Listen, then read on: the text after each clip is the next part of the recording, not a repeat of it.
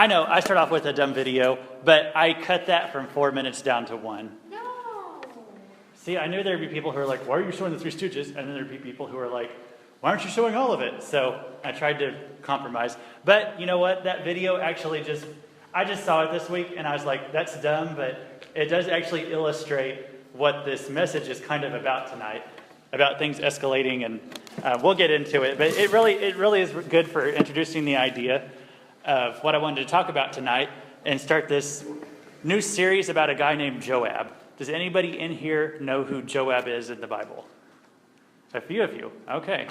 Just a few. That's good. I was hoping it would be someone that was mostly unfamiliar to you guys because I wanted it to be just kind of fun. He's one of those characters in the Bible who has a real interesting story, and we could probably get several weeks telling his story. And so we'll start off with it tonight. No one has probably seen the movie The Empire Strikes Back more than I have, because it's like my favorite movie of all time. And I know this is 2 weeks in a row that I'm using a Star Wars reference. But I was just thinking, there's a new Star Wars movie coming out this year, so if I don't prepare you guys now, you're just going to be really, really sick of it, come November, December. It's just probably going to be everywhere. But I'm just warning you. Anyway, throughout this movie, there's kind of a recurring joke. You guys know the yellow robot who's really like prissy, C-3PO, and he's golden colored, yeah. And Han Solo's taking all these risks in the movie, and the robot's always trying to stop him and say, don't you know the odds of what you're about to do? And then he rambles off like, the odds of you successfully navigating this asteroid field are 3,723 to 1. And he always has this ridiculous, the odds are always so significantly dangerous that he's saying, you shouldn't do this. But Han Solo, he always has a comeback. He's like, never tell me the odds. And so that's one of his quotes from the movie. Well, anyway, we do often want to know the risks of things before we attempt them. We want to know, is this worth what I'm risking if I'm going to attempt something? I was looking at these interesting statistics this week of what were the chances that if you were to enlist in one of the wars that America has fought in, what are the chances that you would die in it? Because that's probably what's on every soldier's mind. As he's deciding to go off to war, if he's going to enlist or not, isn't that the question that he would be asking? Oh, gee, what are the chances that I'm going to die here? Yeah. Or if you got drafted, yeah. It'd still be the question. Or if you aren't asking it, your mom probably would be, or your girlfriend probably would be. What are the chances that you're not going to make it? And it's a scary thing to think about. And I read these statistics, and I was kind of surprised at them. I thought, I don't think this could be right, but I checked them out in 3 or 4 places. This is what it said. For the Korean War in America, your chances of dying were just 1 in 171. So that one was not so dangerous. In the Spanish-American War, your chances of dying were 1 in 125. It said in the American Revolution that your chances of dying were just 1 out of 45. Now, obviously, if you were in it from beginning to end, yeah, your chances of dying would be a lot higher then. But this is just looking at all the people who enlisted to fight in it versus how many who actually died. And so for World War II, it was just 1 in 40 chances that you were going to die. And I know there were some people, and they went to certain places, and the chances were a lot higher. But this is just like overall what the average was.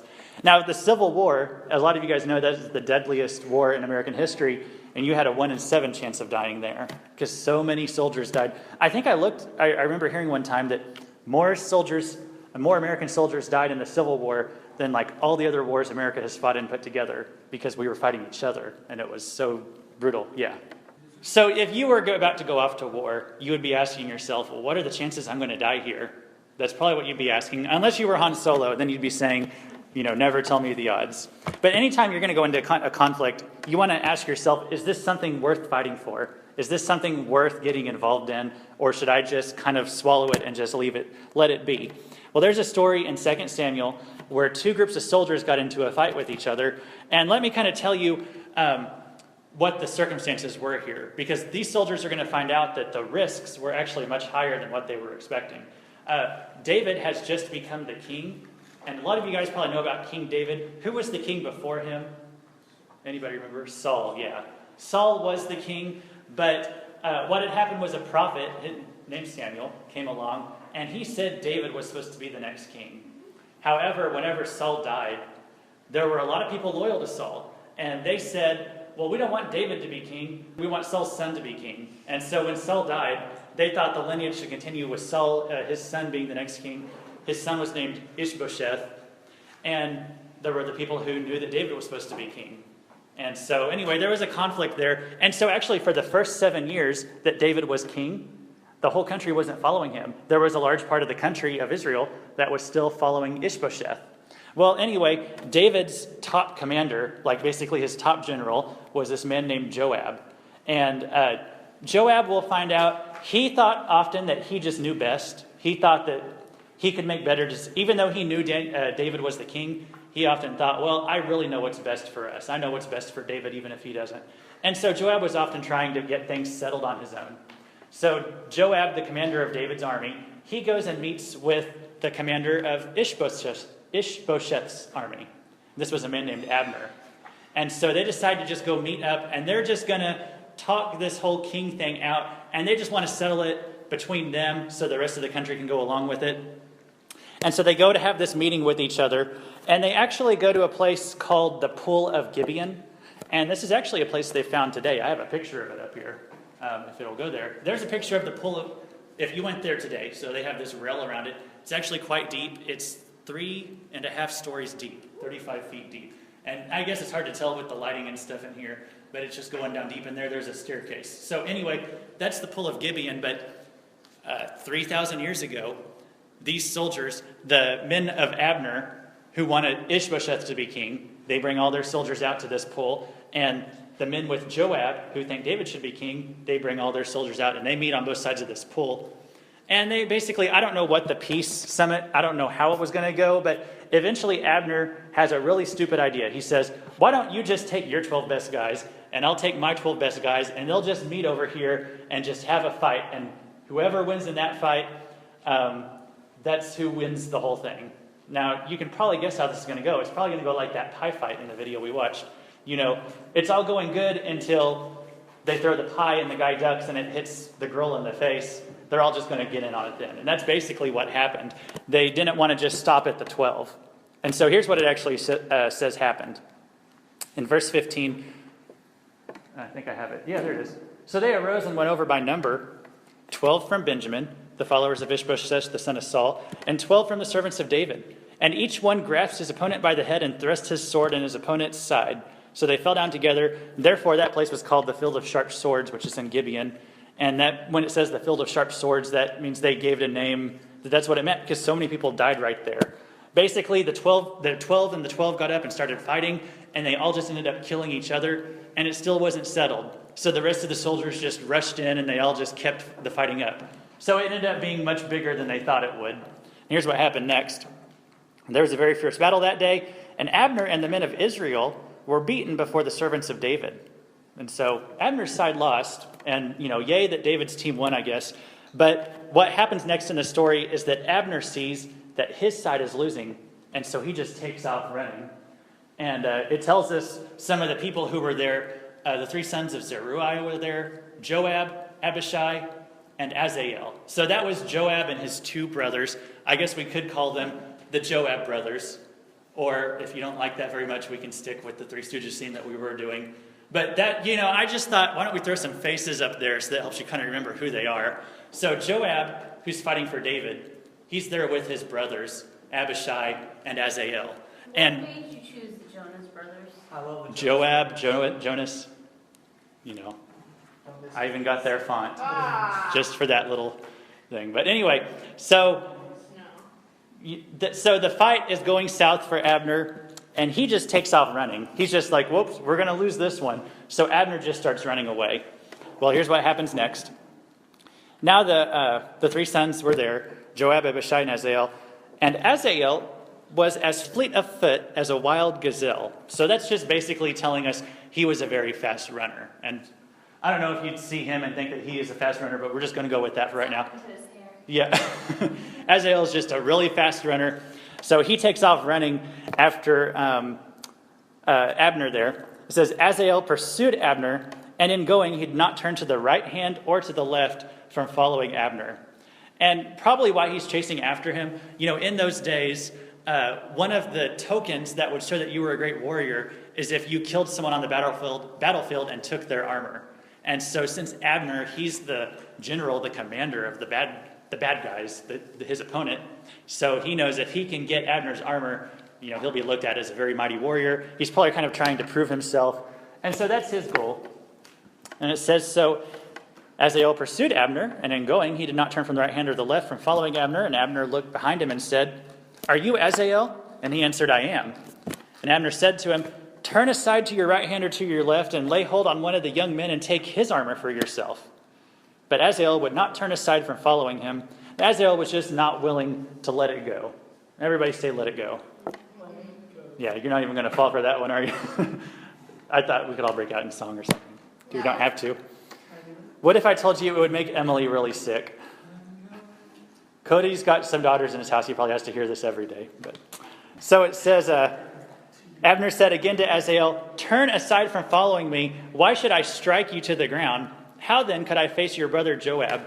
So see, Abner doesn't want to kill Asahel. He knows Asahel's probably going to catch up to him, but he knows he can probably beat Asahel, and he's like, I don't want to have this personal conflict with Joab, so why don't you just turn around, because I don't want this to escalate anymore. However, it says in verse 23, he refused to turn aside, and therefore Abner struck him in the stomach with the blunt end of the spear. And when I read that, I was like, why would he hit him with the back end of the spear? But it's probably because he doesn't want to kill him. He's just trying to knock him back or something like that. Well, it's kind of graphic here. It says, so the spear came out of his back. So even though he probably wasn't trying to kill him, it just went right through him. And if you actually look in the Hebrew, it says like it went under his fifth rib. I mean, it's really gruesome. The Bible's kind of gruesome sometimes. It said he fell down there and died on the spot. And so it was that as many came to the place where Asahel fell down and died, stood still. And so now we just have one less Joab brother, excuse me. I guess some people would look at that as a good thing. But anyway, Asahel, he fell down dead. And Joab and Abishai, of course, they're going to be very upset about this because their brother has just been killed. So, of course, they're going to be mad. And they just keep chasing after Abner. It says they chase him till basically sundown. And what happens next is they just keep chasing Abner. Now they really want to kill him. And Abner calls out with 3 questions to get him to stop. And these are the 3 questions that he asks. Abner called out to Joab and said, "Shall the sword devour forever? Do you not know that it will be bitter in the latter end? How long will it be then until you tell the people to return from pursuing their brethren?" And so here's kind of what those questions mean. He says, "Shall the sword devour forever?" And that means he's saying, think about what kind of weapons we're fighting with. What kind of weapons are we using? Because what happens whenever you fight with swords? What's going to happen? People are going to die with swords. He says, consider the weapons of the warfare that we're going around with right here. Wasn't it? I think it was Jesus himself. He said, "He who lives by the sword will die by the sword." Yeah. And so Abner is saying, think about what we're fighting with here. Because, you get in with the swords, it's not going to end with everybody just hugging it out, right? That's not where it's going. Like with the pie thing, it's only going to escalate from pies. It's not going to, everyone just shake hands and walk away. Yeah. Is someone going to laugh menacingly? Maybe. That was a creepy laugh, wasn't it? I'm like, old movies and stuff are weird, but that laugh creeped me out. Anyway, here's the second question. He says, "Do you not know that it will be bitter in the latter end?" And so he's saying, think about what the end result of all this killing each other is going to be. Is this really going to be worth it? Because we know it's not going to be pretty. When they're going around stabbing each other and fighting with the swords, they started it with the 24 soldiers going at it with each other. It's not going to end pretty. And he says, how long will it be then till you tell the people to return from pursuing their brethren? And there he's just saying, why don't we consider just making peace, because otherwise how long is this going to go on? And he says, from pursuing their brethren, he's saying, we're all brothers. Why are we fighting each other like this? Which I think is interesting choice of words, because he had just killed the guy's brother. But yet he's saying, well, we're all Israelites. We're all brothers. We shouldn't be doing this. What's the answer to that? How long is this going to go on if they just keep doing this? Forever. Until they're all dead. It's just going to keep going. It's just going to keep going forever until they're all dead. So they got to consider, how long are we going to let this drag out? And so the purpose of asking those questions to Joab, he was trying to make Joab think, is all of this worth it? Is this worth all that we're doing to put into it? And Abner's 3 questions, I think that they're questions we could ask ourselves before we get into a conflict with somebody else. They're questions we could apply. Sometimes we do have to have tough conversations, and we do have to get into interpersonal conflict. But we got to ask ourselves if it's worth it before we make that step. And so if we look at James chapter 4 in the Bible, he compares interpersonal relationships to warfare in talking about how we settle conflict. It says in James 4, where do wars and fights come from among you? Do they not come from your desires for pleasure that war in your members? You lust and do not have. You murder and covet and cannot obtain. You fight and war. And so he says conflicts in warfare, like conflicts in interpersonal relationships, they come from our lusts. And it's not talking about lust. We often will make lust just a sexual thing, but it just means our own selfish desires. Whenever we get greedy, we want something we don't have. He says that's where conflict comes from. It's people not being satisfied with what they have, and that's what fighting comes from a lot of the time. It's our selfish desires. Now, do you think that the believers that James is writing to, they're not literally going around and warring and stabbing each other, right? That's probably not what they're actually doing. But he uses that as the example to say, whenever you guys are going around and fighting with each other, you're destroying yourselves. And so let's take those 3 questions, and just any time that you think that you might have a conflict with someone, ask yourself these questions before you get too far into the conflict. Because this is, I think, the lesson that the story is trying to tell us. What are you fighting with? Like Abner's first question, think about what weapons we're using. And maybe we say, oh, well, I'm not fighting with swords, I'm just fighting with my words. And we think it's not such a big deal then, right? But what the Bible says in the book of Proverbs says, the words of the reckless pierce like swords, but the tongues of the wise bring healing. So our words, even though they're not literal swords, they can pierce like swords. They can still do a lot of damage. And so we still got to take our words seriously. Yeah, we're not actually stabbing someone and killing them, but our words can have similar effects with the way that we use them. So we got to watch our words. Consider what weapons you're using, even if it's just your tongue. Second question, consider the most likely emotional outcome of the participants. That means consider where are we going with this? If we get into a fight with each other, what's probably going to end here? It's probably going to be bitterness. That's probably where all this is going. So ask yourself that when you're trying to determine, should I get involved with this? And the third question, how long are you willing to let the conflict last? How long are we going to keep this fight up? Is this something I'm willing to drag out for days or weeks? Because that's what it could turn into. And so we need to ask ourselves those 3 questions, because ultimately we have to decide, is this going to be worth it in the end? Maybe you're right and maybe they're wrong, but you have to decide, is it going to be worth it for me to get into this fight with them? Is it going to be worth it, or is this something that I should just not make an issue out of? And how do you know if it's worth it? Ask yourself those 3 questions that Abner asked Joab. Just ask them to yourself and say, is this really going to be worth it if I start this fight with somebody? And if it's not worth it, then, don't. What you have to do then is you just have to swallow it. And maybe you say, it's not, most of the time what you're going to say is it's not worth it. I'm just going to have to swallow this. Maybe they did me wrong, but I just have to swallow it, just grit my teeth and get through it. And just let the pain go. Forgive them. Even if they're not sorry, I just got to swallow it. That's just kind of what I call it. I call it swallowing it. Just move on, And that can be hard to do. And we ask ourselves, how can we do that? We just look at what Jesus did. We look at what God did. Whenever Jesus was on the cross, it was God right there swallowing everything that we've done wrong. He was just swallowing it. He was just going to forgive us and just let it go. Because he was swallowing it into himself. Because Jesus was God on the cross. And so we look at that and we think, well, I can take that, and when someone does me wrong, I can swallow it too. I can just forgive them and move on. So ask yourself those questions before you get into a conflict with somebody, before it can escalate and more pies get thrown or more swords get slung around. Ask yourself those questions. And most of the time, what you have to do is just swallow it and just move on. And so that's all I have for tonight. Next week, though, Joab's story is not nearly done. That's just the beginning chapter of it.